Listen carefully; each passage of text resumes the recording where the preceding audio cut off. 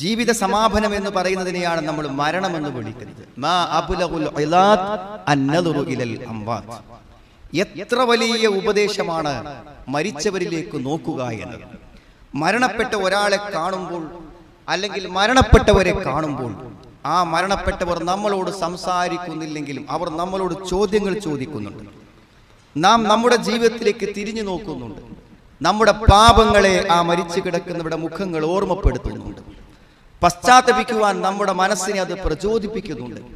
ജീവിതത്തിൽ അതിശക്തമായ മാറ്റങ്ങൾ ഉണ്ടാക്കുവാൻ ആ മരിച്ചവർ നമ്മളോട് വാചാലമായി പറഞ്ഞുകൊണ്ടിരിക്കുന്നുണ്ട്. പക്ഷേ നിരന്തരമായി കേൾക്കുകയും ഉത്ബോധിപ്പിക്കപ്പെടുമ്പോഴും അല്പം കഴിഞ്ഞാൽ അതെല്ലാം മറന്ന് നാം നമ്മുടെ ശീലിച്ച ജീവിത ശൈലിയിലേക്ക് മാറുകയാണ് യഥാർത്ഥത്തിൽ എപ്പോഴും സംഭവിച്ചുകൊണ്ടിരിക്കുന്നത്. എങ്കിലും സുഹൃത്തുക്കളെ, ഇടയ്ക്കെല്ലാം അത് ഓർക്കുന്നത് നല്ലതാണ്. നിനക്ക് മരണം വരുന്നത് വരെ നീ അള്ളാഹുവിനെ ആരാധിച്ചു കൊണ്ടിരിക്കുക എന്നതാണ്. നിരന്തരമായിട്ടുള്ള നന്മയ്ക്കുള്ള ഒരു പ്രചോദനം അള്ളാഹു നമുക്ക് തരുമ്പോൾ മരണത്തെയാണ് ഇവിടെ ഓർമ്മപ്പെടുത്തുന്നത്. നീ വിരമിച്ചാൽ നീ എന്ത് ചെയ്യണം? വീണ്ടും അധ്വാനത്തിലേക്ക് നിരതനാകണം. ആ അധ്വാനങ്ങളെല്ലാം ചെയ്യുമ്പോൾ അതെല്ലാം അള്ളാഹുവിൽ സ്വീകരിക്കപ്പെടണമെന്ന പ്രാർത്ഥനയോടെ ആഗ്രഹത്തോടു കൂടെയാണ് ആ നന്മയിലെല്ലാം നാം നിരതമാവേണ്ടത്. മരണം എന്തുകൊണ്ടാണ് ഒരു മഹാസംഭവമായി മാറുന്നത്? നമ്മുടെ ഓരോരുത്തരുടെയും ജീവിതത്തിൽ വരാനിരിക്കുന്ന ഏറ്റവും വലിയ സംഭവം എന്നത് നമ്മുടെ ഓരോരുത്തരുടെയും ജീവൻ വേർപെട്ടു പോകുന്ന ആ അവസാനത്തെ നിമിഷം തന്നെയാണ്. അതെന്തുകൊണ്ടാണ് ഗൗരവപരമായി തീരുന്നത്? കടലിനെ കീഴ്പ്പെടുത്തിയിട്ടുണ്ട് മനുഷ്യൻ എന്ന് പറയുക, ആകാശങ്ങളെയും അന്യഗോളങ്ങളെയും തങ്ങൾക്ക് അതീതമാക്കി എന്ന് പറയുന്നു, മനുഷ്യനെ പോലെ പ്രവർത്തിക്കാൻ കഴിയുന്ന റോബോട്ടുകളെ കണ്ടുപിടിച്ചെന്ന് മനുഷ്യൻ പറയുന്നു. എന്നാൽ സുഹൃത്തുക്കളെ, ഈ കണ്ടുപിടിച്ച മഹാശാസ്ത്രജ്ഞന്മാരും ചക്രവർത്തിമാരും രാജാക്കന്മാരും എല്ലാം വിനീതരായി വിനയാന്വിതരായി മരണത്തിന് മുന്നിൽ കണ്ണ് ചിമ്മിക്കടന്നിട്ടുണ്ട്.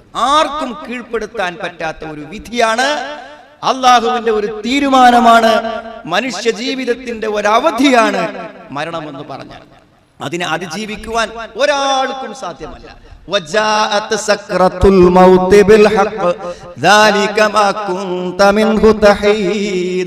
യാഥാർത്ഥ്യവുമായി ആ മരണത്തിന്റെ വെപ്രാളം നമ്മളിലേക്ക് വരും. ഞാൻ ഈ ലോകത്തു നിന്നും അവസാനിച്ചു പോകുന്നു എന്ന ഒരു സത്യം നമ്മൾ ഓരോരുത്തരും തിരിച്ചറിയുന്ന ഒരു നിമിഷം ഉണ്ടാകും.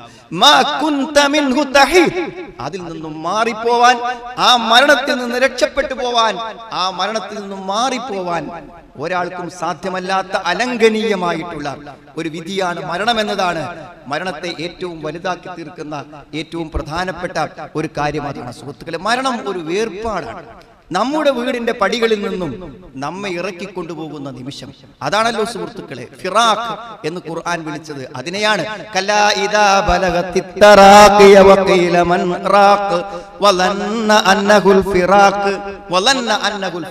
ആ വേർപാടാണ്. ഇവിടെ നിന്ന് വേർപെട്ടു പോവുക എന്ന് പറഞ്ഞാൽ അതൊരു വല്ലാത്ത വേദനയല്ലേ സുഹൃത്തുക്കളെ? എത്രയോ വർഷങ്ങൾ ഉപയോഗിച്ച ഒരു വാഹനം അത് ഉപയോഗിക്കാൻ പറ്റാഞ്ഞിട്ടാണ് നമ്മൾ വിൽക്കുന്നത്. അതിന് പകരം പുതിയതൊന്ന് വാങ്ങി.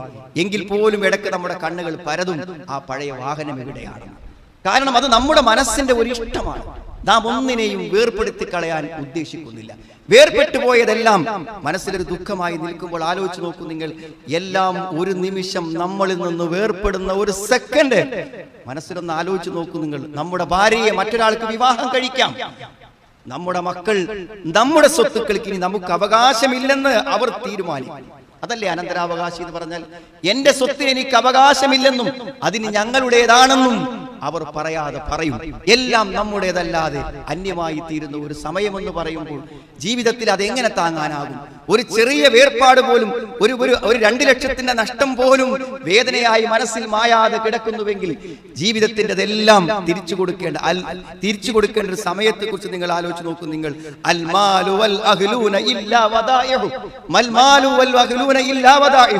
നിന്റെ സ്വത്തും നിന്റെ സമ്പാദ്യവും കുടുംബങ്ങളും എല്ലാം നിന്നെ ഏൽപ്പിക്കപ്പെട്ട സൂക്ഷിപ്പ് സ്വത്തുക്കളാണ്.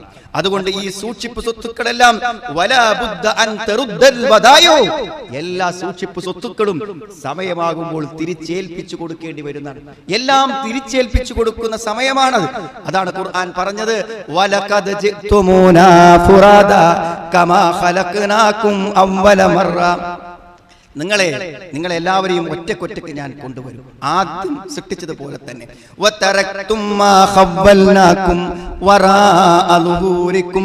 നിങ്ങളെല്ലാം ഉപേക്ഷിച്ചു കൊണ്ടുവരും. ആ വറാഅലുഹൂരിക്കും എല്ലാം പുറകിലിട്ടുകൊണ്ട് തിരിച്ചു വരുമെന്ന് പറഞ്ഞപ്പോൾ അതിലൊന്നും ഇനി നിനക്കൊരു പ്രയോജനവുമില്ല.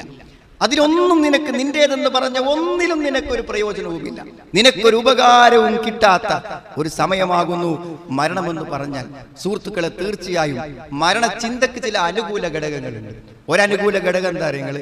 ഏറ്റവും പ്രധാനം, നമ്മളൊക്കെ മനസ്സിൽ ഇങ്ങനെ വലിയ സങ്കടങ്ങളും വിഷമങ്ങളും ടെൻഷനും കൊണ്ടെടുക്കുകയാണ്. എന്നാൽ മരണചിന്തക്ക് ഒരു ആശ്വാസത്തിന്റെ വശമുണ്ട്. അതെന്താ അറിയോ സുഹൃത്തുക്കളെ?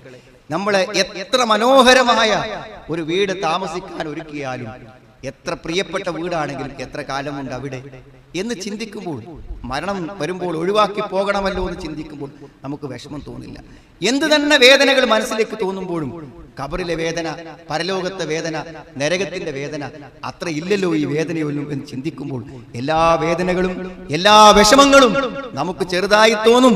കുല്ലു നഫ്സിൻ ദാഇഖത്തുൽ മൗത്ത്, എല്ലാവരും മരണത്തെ ആസ്വദിക്കുന്നതാണ്. ഉയർത്തെഴുന്നേൽപ്പ് നാളിൽ എല്ലാവരുടെയും പ്രതിഫലം പൂർത്തിയാക്കി കൊടുക്കും. നരകത്തിൽ അകറ്റപ്പെട്ട് സ്വർഗത്ത് കയറിയാൽ അവൻ രക്ഷപ്പെട്ടു. ഇനിയാണ് അള്ളാഹു ആ ആയത്തിനെ എങ്ങനെ അവസാനിപ്പിച്ച നിരങ്ങള്,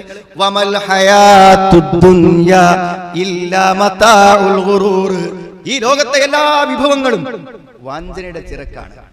സുഹൃത്തുക്കളെ, ഏറ്റവും വലിയ സുഖത്തിലേക്ക് നടന്നെടുക്കേണ്ട, ഏറ്റവും വലിയ ദുരന്തങ്ങളിൽ നിന്ന് നമ്മുടെ തടിയെ രക്ഷപ്പെടുത്തേണ്ട ഈ ലോക ജീവിതം ഭൗതികമായ സുഖങ്ങൾക്കും ഭൗതികമായ ഭയങ്ങൾക്കും വേണ്ടി സമർപ്പിച്ചവർ എത്ര വിഡ്ഢികളാണെന്നുള്ളതാണ്. അതുകൊണ്ട് ആ സ്വർഗത്തെ ആഗ്രഹിച്ചും ആ നരകത്തിൽ നിന്ന് രക്ഷപ്പെടാനും വേണ്ടി പ്രവർത്തിക്കുക എന്നുള്ളതാണ്. സുഹൃത്തുക്കളെ, മരണത്തെ അതിജീവിക്കാൻ പറ്റും. എങ്ങനെ അതിജീവിക്കാൻ പറ്റും? മരിക്കാതിരുന്നിട്ടല്ല. പിന്നെ എങ്ങനെ അതിജീവിക്കാൻ പറ്റാന്ന് വെച്ചാൽ,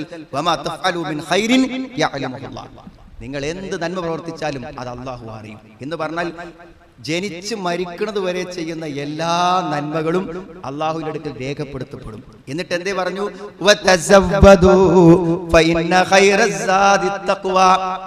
ഏറ്റവും നല്ല യാത്രാഭക്ഷണം തഖ്വയാണ്. ഹജ്ജിന് പോണവന്റെ ഏറ്റവും നല്ല യാത്രാഭക്ഷണം തഖ്വയാണ്. മരിച്ചു പോണവന്റെ ഏറ്റവും വലിയ യാത്രാഭക്ഷണം എന്തെന്നെയാണ് സുഹൃത്തുക്കൾ? തഖ്വയാണ്. ഒന്നും പേടിക്കല്ല. അതായത് അമലുകൾ, സൽക്കർമ്മങ്ങൾ മരണത്തെ അതിജീവിക്കാൻ പര്യാപ്തമായതാണ്. സുഹൃത്തുക്കൾ, എന്തെങ്കിലുമൊക്കെ നല്ലത് പ്രവർത്തിച്ചിട്ടുണ്ട് എന്ന ബോധം അത് നമ്മളെ നിർഭയനാണ്. ഒരു പേടി നമുക്കുണ്ടാവില്ല. എന്ത് അസുഖം വന്നാലും എന്ത് ബുദ്ധിമുട്ട് വന്നാലും ഞാൻ ചിലതൊക്കെ പ്രവർത്തിച്ച് ഒരുങ്ങിയാണ് ഇരിക്കുന്നത് എന്ന് നമ്മളെ മനസ്സ് പറഞ്ഞാൽ പിന്നെ നമുക്ക് പേടില്ല. അതുകൊണ്ട് എന്തെങ്കിലും നന്മകളുമായി ഒരുങ്ങി നിൽക്കുക എന്നുള്ളതാണ് നമുക്ക് ചെയ്യാനുള്ള കാര്യം. പക്ഷേ സുഹൃത്തുക്കളെ, മരണത്തെക്കുറിച്ച് പറയുമ്പോൾ ഏറ്റവും വലിയ നിർഭാഗ്യവാന്മാരായ, ഹതഭാഗ്യവാന്മാരായ രണ്ടുപേരെ കുറിച്ച് പറയേണ്ടതുണ്ട്. അത് ഒരാൾ ആരാണ് സുഹൃത്തുക്കളെ? ഒരാൾ ആരാണെന്ന് ചോദിച്ചാൽ, എന്തോ ഒരു തിന്മ ജീവിതത്തിൽ വന്നു പെട്ടു. എത്രയോ സന്ദർഭങ്ങൾ അതിനെ മാറ്റിവെക്കാൻ ആഗ്രഹിച്ചു. പക്ഷെ അതിനെ മാറ്റിവെക്കാൻ കഴിയാതെ അതേ അവസ്ഥയിൽ അവർ കണ്ണടച്ചു. അവനാണ് ഒരു ദൗർഭാഗ്യവാൻ. തന്റെ തിന്മകളെ മാറ്റിയെടുക്കാൻ എത്രയോ അവസരങ്ങളും ഉത്ബോധനങ്ങളും താക്കീതുകളും കിട്ടിയിട്ടും വർഷങ്ങളോളം ആ നന്മക്കടിമയായി ജീവിച്ച് അവസാനം ആ തിന്മയിൽ മരിച്ചുപോയി. ഒന്ന്, അവസാനത്തെ തൊണ്ടയിലെ ശബ്ദം വരുന്നതിന് മുമ്പെങ്കിലും ഒന്ന് ഖേദിച്ചു മടങ്ങാൻ അവസരം കിട്ടാത്ത, അതാണ് സുഉൽ ഖാത്തിമ. ഒരു പക്ഷേ മരണത്തിന്റെ ചീത്തയായ പര്യവസാനം എന്ന് പറയുന്നത്, ചീത്തയായ മരണം എന്ന് പറയുന്നത് ഒരു പക്ഷേ അതായിരിക്കാം. തിന്മകളിൽ നിന്ന് മോചനം നേടാതെ മരണത്തെ കൈവരിക്കേണ്ടി വരുന്നവരാണ് ഒരു ഹതഭാഗ്യൻ. രണ്ടാമത്തെ ഹതഭാഗ്യൻ ആരാണെന്ന് സുഹൃത്തുക്കളെ? സ്വർഗം നേടാൻ പറ്റുന്ന, സ്വർഗമാക്കി മാറ്റാൻ പറ്റുന്ന ധാരാളം സമ്പത്തും ആരോഗ്യവും സൗകര്യങ്ങളും ഒക്കെ ഉണ്ടായിട്ടും അതിൽ നിന്നൊന്നും പരലോകത്തേക്ക് മാറ്റിവെക്കാത്ത അവനാണ് ഏറ്റവും വലിയ ഹതഭാഗ്യൻ. ഒന്നും മാറ്റിവെച്ചില്ല. നല്ല ആരോഗ്യപരമായ യുവത്വം, ആ സന്ദർഭത്തിൽ പരലോകത്തിന് വേണ്ടി ഒരു നന്മയും ചെയ്യാൻ അവസരം കിട്ടാത്ത ഒരു വ്യക്തി. ധാരാളം സമ്പത്ത് തന്റെ കൈകളിലൂടെ കടന്നുപോയി. പക്ഷെ അതിൽ നിന്നൊരു വിഹിതം, വേദനിക്കുന്ന ഒരു വിഹിതം മരണം വരെയും അള്ളാഹുവിന്റെ വഴിയിൽ നീക്കി വെക്കാൻ അവന് സാധിച്ചില്ല. വഅംഫിഖൂ മിമ്മാ റസഖനാകും മിൻ ഖബ്ലി അൻ യഅതിയ അഹദകുമുൽ മൗത്ത് ഫയഖൂല റബ്ബി ലൗലാ അഖർതനി ഇലാ അജലിൻ ഖരീബ് ഫഅസ്സദ്ദഖ വഅകും മിനസ് സാലിഹീൻ. പടച്ചോനെ, ഒരു ചെറിയ സമയം നോക്ക് നിങ്ങൾ. ഈ സമ്പത്തുമായി കെട്ടിമറിഞ്ഞ് ദശാബ്ദങ്ങളോളം അതിന്റെ ചെക്ക് ബുക്കും കയ്യിൽ വെച്ച് നടന്നിട്ട് സ്വർണ്ണ കൂമ്പാരങ്ങളും സമ്പത്തും വെച്ചിട്ട് അതിനൊരു നോട്ട് വലിക്കാൻ തോന്നാത്തവൻ അവസാനം റൂഹ് തൊണ്ടക്കുഴിയിൽ എത്തുമ്പോ പറയാണ്, പടച്ചോനെ കുറച്ച് സമയം. എന്തിനാണ് ആ സമയം? സദക്ക കൊടുക്കാൻ കുറച്ചൊരു സമയം, ഒരു വസിയത്ത് പറയാൻ. എനിക്കൊരു സമയം വേണം ചോദിക്കും.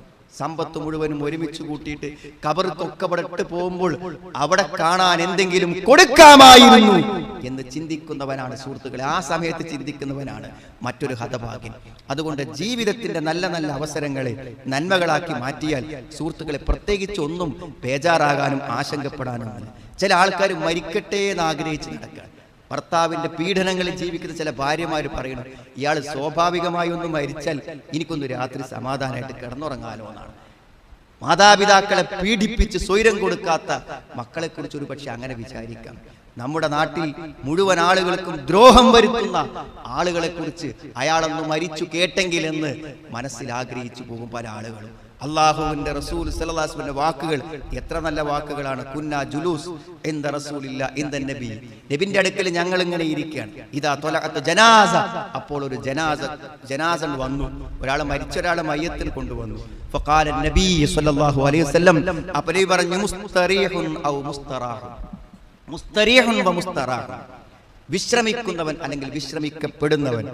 ആരാണ് മുസ്തറാഹു മിൻഹു? കുല്ല, ഞങ്ങൾ ചോദിച്ചു മാ യസ്തരീഹു വ യുസ്തറാഹു മിൻഹു, എന്താണ് പ്രവാചകരെ ഈ പറഞ്ഞത്? അപ്പോൾ അല്ലാഹു റസൂൽ പറഞ്ഞു, അൽ മുഅ്മിൻ യമൂത്, ഒരു സത്യവിശ്വാസി ഒരു നല്ല മനുഷ്യൻ മരിക്കുമ്പോൾ വയസ്തരീഹു മിൻ ഔസാബി ദുനിയ വ ബലാഇഹ വ മുസീബാതിഹ, ഒരു നല്ല മനുഷ്യൻ മരിക്കുമ്പോൾ അയാൾ രോഗങ്ങളിൽ നിന്ന്, മുസീബത്തുകളിൽ നിന്ന്, ദുനിയാവിന്റെ പ്രയാസവും ബുദ്ധിമുട്ടും ഒക്കെ രക്ഷപ്പെട്ടില്ല. അയാൾ ഇനി അയാൾക്ക് വേദനയല്ല, വിഷമമൊന്നുമില്ല, അയാൾക്ക് വിശ്രമമാണ്. ഇനി മുതൽ മുഴുവൻ വിശ്രമം, സമാധാനത്തോടെ. നം സാലിമൻ കൽ ഉറൂസ്, നീ നല്ലൊരു മണവാളനെ പോലെ ഉറങ്ങിക്കോന്നാണ്. ഞാനും നിങ്ങളൊക്കെ അനുഭവിക്കുന്നതിന്റെ ഭൗതിക സുഖങ്ങളുടെ 1000 മടങ്ങ് സുഖം ഖബറിലും അവരനുഭവിക്കുന്നു. വിശ്രമ ജീവിതം, സന്തോഷ ജീവിതം, ഒരു പ്രശ്നമില്ല. എന്നാൽ മറ്റതാരാണ് സുഹൃത്തുക്കളെ? എന്നാൽ അവിശ്വാസി, തിന്മ കടിമപ്പെട്ട് ജീവിച്ചവൻ, യമൂത്ത്, അവൻ മരിച്ചാൽ ഫയസ്തരീഹു മിൻഹുൽ ഇബാദ്, മറ്റുള്ള മനുഷ്യർക്ക് അവനിൽ നിന്ന് രക്ഷയായി, വിശ്രമമായി. വൽ ബിലാദ്, നാടുകൾ അവന്റെ പീഡനങ്ങളിൽ നിന്ന്, അവന്റെ പരാക്രമങ്ങളിൽ നിന്ന് രക്ഷപ്പെട്ടു. വശജറു വദ്ദവാബ്, മരങ്ങളും ജീവികളും എല്ലാം രക്ഷപ്പെട്ടു. ഞാനും നിങ്ങളും മരിച്ചാൽ സുഹൃത്തുക്കളെ എല്ലാവരും എന്തു പറയും? ഓ, രക്ഷപ്പെട്ടല്ലോ എന്നാരെങ്കിലും മനസ്സിന്റെ ഉള്ളിൽ പറയാതെ വിചാരിച്ചു പോകുമോ? അങ്ങനെ വിചാരിക്കാതിരിക്കാൻ സുഹൃത്തുക്കളെ എല്ലാവർക്കും നന്മയായി ജീവിക്കുക. ഏത് സന്ദർഭങ്ങളിലും നമ്മൾ മരിച്ചാൽ നമ്മെ ഓർമ്മ വരും, അയാൾ ഉണ്ടായിരുന്നെങ്കിൽ എന്ന് നാം ചിന്തിക്കത്തക്ക വിധത്തിൽ നമ്മുടെ ജീവിതത്തെ പരിവർത്തിപ്പിക്കുവാൻ നമുക്ക് എല്ലാവർക്കും കഴിയണം. അതുകൊണ്ട് ഒരു നിശ്ചിത അവധിയാണ് സുഹൃത്തുക്കളെ. ആ അവധി തീരുമാനിച്ചു കഴിഞ്ഞു. ഇങ്ങനെ നെഞ്ചൊത്തൊന്ന് വെച്ച് നോക്കിയാൽ മതി. ഹൃദയമിടിപ്പില്ലേ, ആ ഹൃദയമിടിപ്പിനെ ഒരു സെക്കൻഡ് സൂചിയായി, ഒരു മിനിറ്റ് സൂചിയായി മനസ്സിൽ വിചാരിക്കും. അത് നിൽക്കാതെ വിശ്രമിക്കാതെ മിടിക്കുന്നുവെങ്കിൽ ആ മിടിപ്പുകൾ എന്റെയും നിങ്ങളുടെയും അവധിയിലേക്കുള്ള സമയത്തെയാണ് കണക്ക് കൂട്ടിക്കൊണ്ടിരിക്കുന്നത് എന്ന് നമ്മൾ ഓരോരുത്തരും ആലോചിക്കുക. അതുകൊണ്ട് സുഹൃത്തുക്കൾ, ഒരു വസിയത്ത് പറയാൻ പോലും സമയം കിട്ടാതെ കണ്ണടക്കുമെന്നതാണ് മരണങ്ങളും നമ്മുടെ മുന്നിൽ മരിച്ചു കിടക്കുന്നവരും നമ്മളോട് പറയുന്നത്. അതുകൊണ്ട് പരമാവധി സൂക്ഷ്മതയോടുകൂടെ, പൂർണ്ണമായ തൗഹീദോടുകൂടെ, കെലിമയുടെ അർത്ഥവും ആശയവും ഉൾക്കൊണ്ടുകൊണ്ട് എല്ലാ ബിദ്അത്തുകളിൽ നിന്നും, അനാചാരങ്ങളും തിന്മകളിൽ നിന്നും മുക്തമായിക്കൊണ്ട് വിശുദ്ധമായ ഒരു ജീവിതം നയിക്കാൻ അല്ലാഹു നമുക്ക് എല്ലാവർക്കും തൗഫീഖ് പ്രദാനം ചെയ്യുമാണ്. അൽഹംദുലില്ലാഹ് ഹംദൻ കതീറൻ തയ്യിബൻ മുബാറകൻ ഫീഹി വസല്ലല്ലാഹു അലാ മുഹമ്മദിൻ വഅലാ ആലിഹി വഅസ്ഹാബിഹി അജ്മഈൻ. അമ്മാ ബഅദ്. ഒരിക്കൽ കൂടെ അല്ലാഹുവിനെ സൂക്ഷിച്ച് ജീവിക്കണമെന്ന് എന്നെയും നിങ്ങളെയും ഞാൻ ഓർമ്മപ്പെടുത്തുകയാണ്. സഹോദരങ്ങളെ, മരണപ്പെട്ടു പോയ ഒരു വ്യക്തിക്ക് ലഭിക്കാവുന്ന ഏറ്റവും പ്രധാനപ്പെട്ട ഒരു കാര്യം പ്രാർത്ഥനയാണ്. അത് വളരെയധികം ഫലങ്ങളുള്ള ഒന്നാണ് പ്രാർത്ഥന എന്ന് പറഞ്ഞാൽ.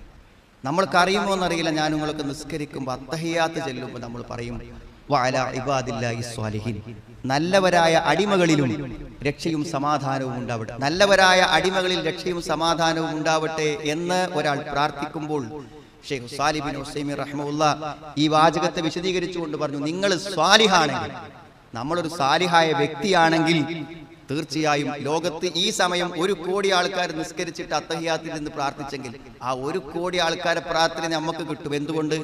നല്ല അടിമയ്ക്ക് സമാധാനം ഉണ്ടാണെന്ന് നമ്മൾ നല്ല അടിമയാണെങ്കിൽ നമുക്ക് കിട്ടുമെന്നാണ്. ഔ വലതുൻ സ്വാലിഹുൻ യദ്ഉ ലഹു എന്ന് പറഞ്ഞത് മരിച്ചു പോകുന്നതിന്റെ മക്കളെ കുറിച്ചാണ്. അവർ പ്രാർത്ഥിച്ചാൽ അത് മുറിയാതെ അവർക്ക് ഖബറിൽ ലഭിച്ചുകൊണ്ടിരിക്കും. അതുകൊണ്ട് സുഹൃത്തുക്കളെ, നമ്മുടെ ആത്മമിത്രങ്ങൾ, നമ്മളോടൊപ്പം ജീവിച്ചവർ, നമ്മളോടൊപ്പം സഹവസിച്ചവർ, നമുക്ക് ഏറ്റവും പരിചിതരായ ആളുകൾ, അവരെയൊക്കെ നമ്മുടെ മനസ്സിൽ ഓർമ്മ വരുമ്പോൾ നാം തീർച്ചയായും അവിടെ പാപമോചനത്തിന് വേണ്ടി പ്രാർത്ഥിക്കണം. അവർക്ക് ആത്മാർത്ഥമായി നമ്മൾ പ്രാർത്ഥിക്കണം. ആ പ്രാർത്ഥനകൾക്ക് തീർച്ചയായും സൽഫലങ്ങൾ ഉണ്ടാകും. അസാന്നിധ്യത്തിലുള്ള ആവശ്യപ്പെടാത്ത പ്രാർത്ഥനകൾ തീർച്ചയായും ഉപകാരപ്പെടും.